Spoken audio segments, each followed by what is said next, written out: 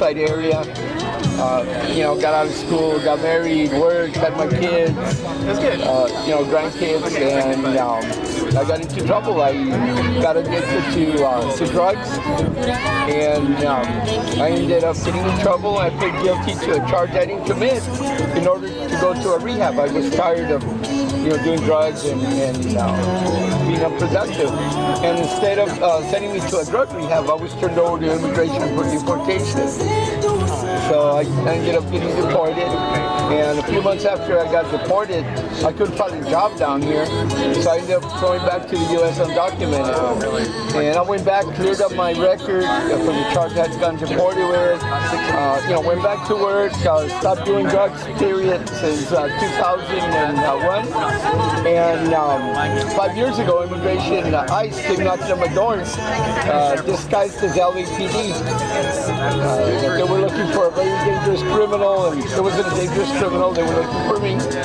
So they put me back in deportation proceedings. I fought my case for 18 months, but they still ended up deporting me. And you know, I've been deported, like I said, a little over 5 years now. And what I do now is I've got to work, of course, to support myself. I work for Avis Budget Car Group in customer service, but that's just to support myself, where I get my real motivation out of, you know, moving forward and one day returning back with my family in the U.S. is working with other people like myself, deported people. That's where I find my empowerment. When I'm not working with deported people and helping deported people, there's an emptiness that overtakes me that I don't like. So I need to constantly be busy working with people like that.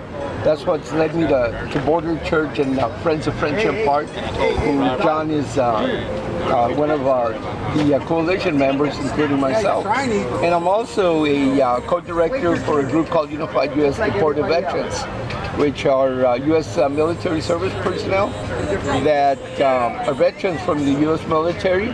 After their service, they ended up getting in trouble and ended up getting deported. Instead of being offered the treatment they needed, because most of them, the reason they got deported was because of their behavior due to post-traumatic stress disorder that they acquired during their service years. Most of them were not drafted, they enlisted, even though a lot of them were drafted. You know, young kids, 17, 18 years old, that just wanted to serve the United States, you know, that were proud to wear a Marine uniform, an Army uniform, and you know they were patriots. They wanted to serve the country, and they went in as naive kids, and the military took them and reprogrammed them completely. But when they left the service, they forgot to reprogram them to integrate back into the community as regular citizens, and they've avoided taking responsibility for that.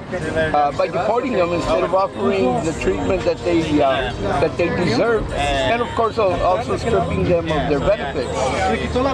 Nowadays we're able to help them a little bit with benefits, but still a long ways, not everything that they deserve.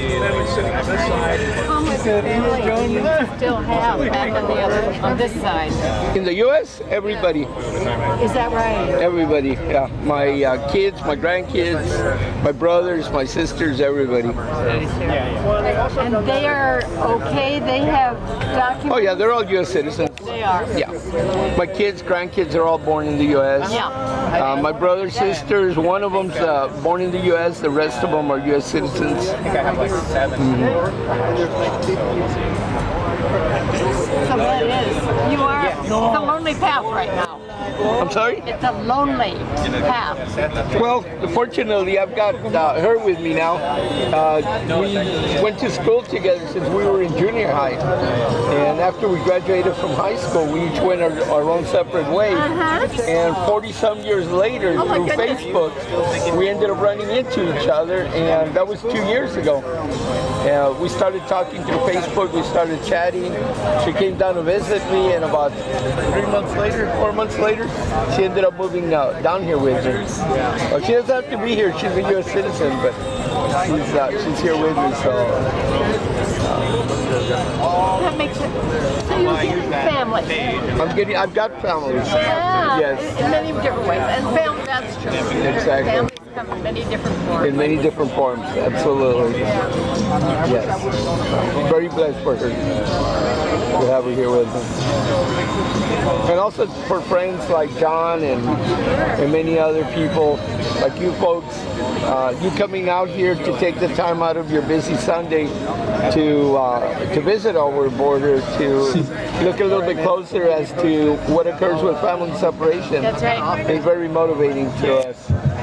It gives us hope that an understanding that hate rhetoric that has been brewed is not everybody in the United States. It's a very small, limited amount of people. Unfortunately, they're the ones in power, but there's more good people than there is of them. Yeah.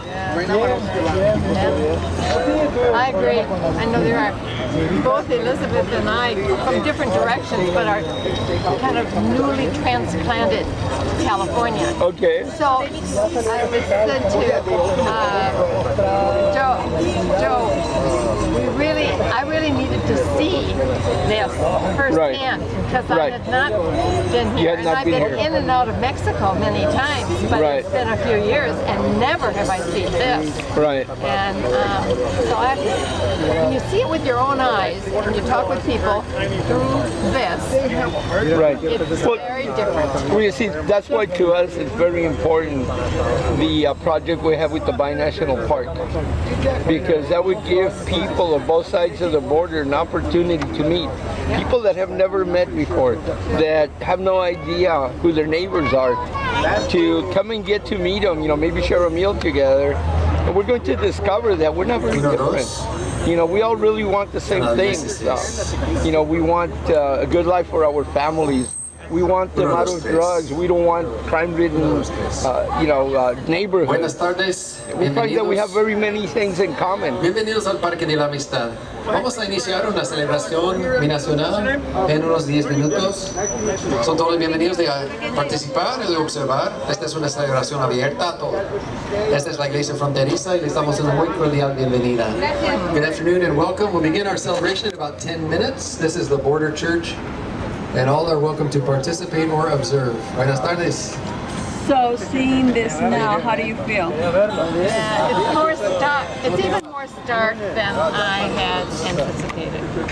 I've seen it from a distance, but Up close is very different. very. Yeah.